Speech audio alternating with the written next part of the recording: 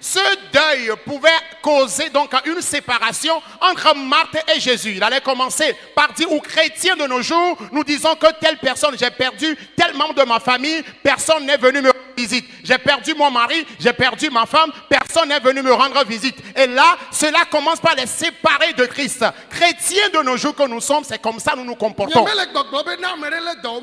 Je ne dis pas que si quelqu'un est tombé malade, on n'ira pas le rendre visite. Je ne dis pas que si tu as perdu un membre de ta famille, on ne va pas te rendre visite. Mais nous avons reçu Christ et Jésus pour la vie éternelle. Quoi qu'il se passe, reste affermi en Christ. Je ne vais pas, à cause de ces événements-là, dire que moi je suis complètement découragé. Ah mais non! C'est les nourrissons en Christ qui se comportent ainsi. Ils mettent le deuil à la place de la vie éternelle. Ils n'ont pas venu enterrer la personne telle qu'il le faut. La façon dont moi-même je suis dans l'église là-bas avec eux, Marthe et Marie, lorsqu'elles ont rencontré Jésus, et lorsque Marthe l'avait rencontré, elle s'est agenouillée. Oh mais si tu étais ici, notre frère n'allait pas mourir. Et si c'est de nos jours, lorsque notre frère était malade, on t'a appelé, tu es venu. Tu es venu.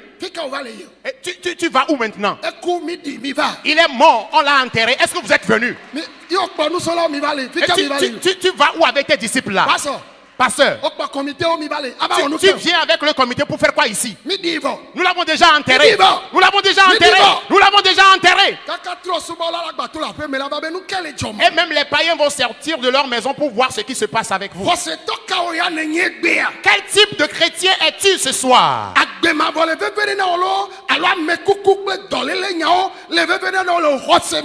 vie éternelle est-elle plus importante ou le deuil ou les cas de maladie te sont plus importants que ta foi chrétienne? Écoutez ce qu'elles ont dit. Elle n'a rien dit pour humilier Jésus. Même dans les épreuves, c'est dans les épreuves, dans les moments difficiles qu'on reconnaît les vrais chrétiens. Ce n'est pas question de parler en langue. Ce n'est pas question de prophétiser. Ce n'est pas question des visions et révélations. Ah mais non.